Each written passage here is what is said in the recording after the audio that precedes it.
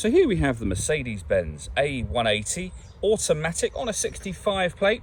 I'm going to start off by showing you around the outside of the car, and then we'll hop in and run through some controls on the inside. But from the outside, you can see it's a 5-door car with alloy wheels. Let's start off inside the boot and then work our way around the rest of the car from there. So as we approach the back of the car, you'll see we have plenty of boot space along with that 60/40 split folding rear seat, should you wish to increase this space even further. And then underneath this tray section just here, even more space should you need it. Okay, so we're just going to work our way back round to the front of the car, and then we'll hop in and run through some controls on the inside. But now that we've done a full circle of it, you can see it's in excellent condition the whole way round. Just briefly before we climb in, I think it's well worth seeing the interior from this exterior point of view. You get full leather seats, as you can see. There's plenty to run through on the dashboard, so let's hop in and we'll do that right now. Okay, now that we're inside the car, we're going to start with the dials. On the left-hand side, we have the speedometer and fuel gauge, and on the right-hand side, the rev counter and coolant temperature gauge. In the middle, you can see the total miles for the car, which are 35,316. Also in that section, it will show you what gear this car is currently in. So we are in P for park at the moment on this automatic gearbox. We back out to the steering wheel. On the left-hand side, we have buttons that will change the information in that central section we were just looking at.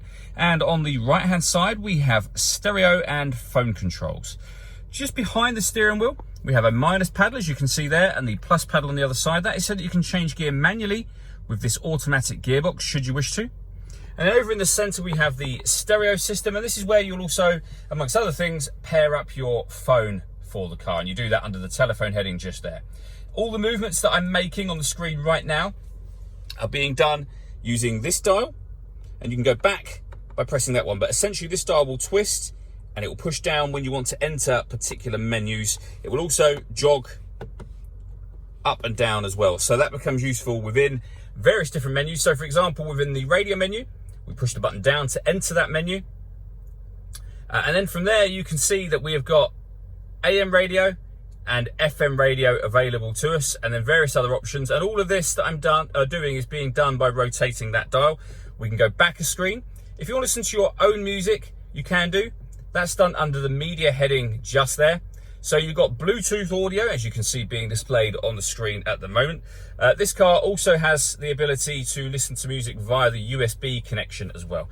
And on top of that, if we pop the car into reverse, we have a full color reversing camera with guidelines showing you what direction the car is headed in relation to the image that you see being shown on the screen. So it does make this car very easy to park. Working our way down, we have the CD player just there. We have an SD memory card slot, the main volume and the on and off button for the stereo. And then these buttons will access, if you'd rather not use the dial, these buttons will access the menus that I was just accessing a moment ago. And you have extra phone controls there, as you can see. Below that, we have hazard warning lights. This button will turn off the stop and start. This car's designed to cut out when it's stationary in traffic to save you fuel. That system is either on or off via this button. Dynamic select will put the car into, and I'll show you up on here, individual mode, eco mode, comfort mode, sport mode, and that is all repeated up on the main screen as well. Just keep pressing the button and you'll go around the various different options that you've got. Below that, we have dual zone climate control. You can adjust the passenger temperature and the driver temperature. You can adjust the fan speed up and down. You can determine where you'd like the air to be diverted once it enters the vehicle. When you're happy with those settings, the air conditioning is on at the moment, so off or back on again, or hit auto. The car will now take control of these two elements to maintain the temperatures that you want. If you wish to override that, simply readjust the fans, put it back at whatever setting you want it on there, and you'll see that auto has now gone off. We have a 12-volt charging socket and some storage. We then have additional storage here as well. All that leaves me to say is thank you for taking the time to watch this video. If you'd like to come and see the car for yourself and have a test drive, please feel free to give us a call here at Mach 1 Cars. We'd love to hear from you soon.